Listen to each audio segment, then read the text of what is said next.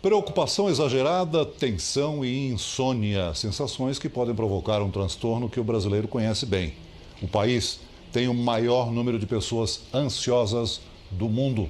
Na reportagem de hoje você vai ver como as aulas de teatro e a cerâmica aliviam essa angústia.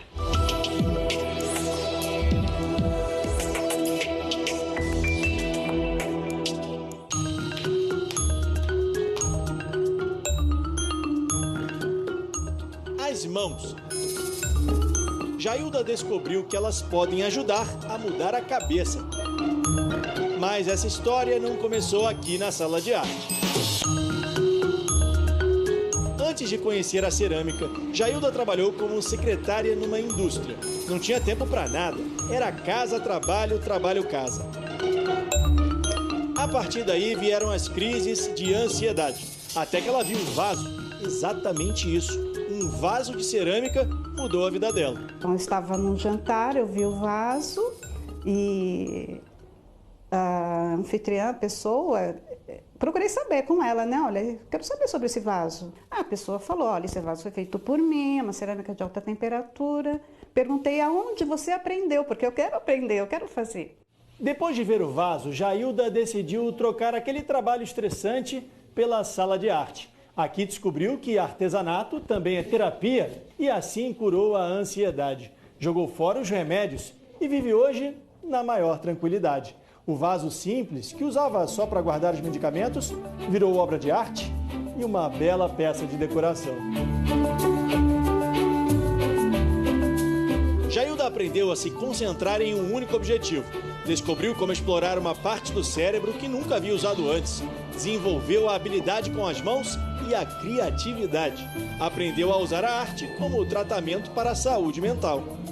Ela me ensinou muitas coisas. Me ensinou a lidar com perdas, com frustração. Segundo os médicos, o que a Jailda sofreu é a doença mental mais comum no planeta.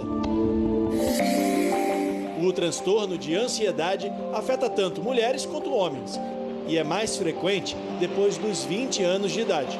Estudos da Associação Americana de Psiquiatria mostram que atualmente 18% dos brasileiros sofrem os sintomas da ansiedade.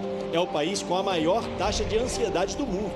A pessoa começa a não querer sair de casa, ela começa a querer ficar em ambientes protegidos, ela, por exemplo, liga 24 horas para os filhos para saber como é que estão, não consegue fazer um planejamento futuro. Há ainda outros sintomas, como a insônia. Muitas vezes é preciso de remédios para conseguir dormir. A pessoa sofre de uma preocupação excessiva, como se tudo fosse mudar a vida dela. E ainda tem problemas para conseguir se concentrar. Começa a ter sintomas físicos, taquicardia, falta de ar, muitas vezes pode chegar ao pânico. O que nós sabemos de cara é que a gente tem alguns neurotransmissores, algumas substâncias cerebrais que estão em quantidade alterada. O transtorno de ansiedade pode ter origens genéticas e, na maioria das vezes, é provocada por um distúrbio no cérebro. Os ataques de ansiedade acontecem quando os neurotransmissores que proporcionam a sensação de prazer e bem-estar estão em desequilíbrio. Álcool, cigarro e estresse em excesso podem agravar as crises de quem está suscetível à doença. Além de medicamentos e psicoterapia, a pessoa precisa encontrar um outro caminho de vida, um novo objetivo. A arte oferece um caminho para que essa pessoa possa expressar algo que às vezes não sai pela palavra. É muito difícil eu falar para alguém, colocar em palavra, quando eu estou, por exemplo, numa crise de ansiedade. O que eu estou sentindo? É o coração que bate mais forte, é a mão que fica trêmula, a boca fica seca, mas isso não consegue mostrar para você a dimensão do meu sofrimento. Marta começou a ficar ansiosa quando perdeu o emprego. Uma das minhas muletas era o meu trabalho. Quando eu me vi sem essa, eu acabei desmoronando. Aí eu tive crise de tique, tive espasmo hemifacial, que é uma sequela que ficou, agora eu vou ter que fazer cirurgia e tudo. As crises permaneceram quando voltou a trabalhar. Eu tive apagões de memória, ou não dormia e me enfiava na internet, ou dormia demais. Todos juntos somos fortes, somos fortes, somos a... Com o tempo, Marta percebeu que a medicação ajudava, mas não resolvia o problema. Foi quando buscou o teatro. Aprendi a controlar mais os meus medos. Não quero mais ser escrava das coisas que me paralisam. Antes me paralisavam mesmo.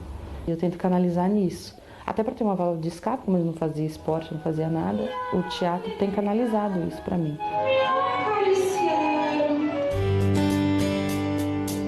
Jailda canalizou as crises na cerâmica e hoje vive com o dinheiro das peças que consegue vender. A arte serviu como terapia alternativa e mudou a vida dela. Depois a possibilidade de comer num prato feito por mim. A comida que eu faço, eu comer no prato, tomar o café numa xícara feita por mim. Então, eu achei isso aí fantástico, né? E o dom da criação, que todos nós temos. Era o remédio que a Jailda precisava. O meu vício é a cerâmica.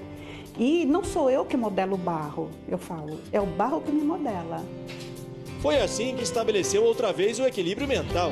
Se a arte mandou embora a ansiedade, por que não dizer que trouxe de volta a felicidade?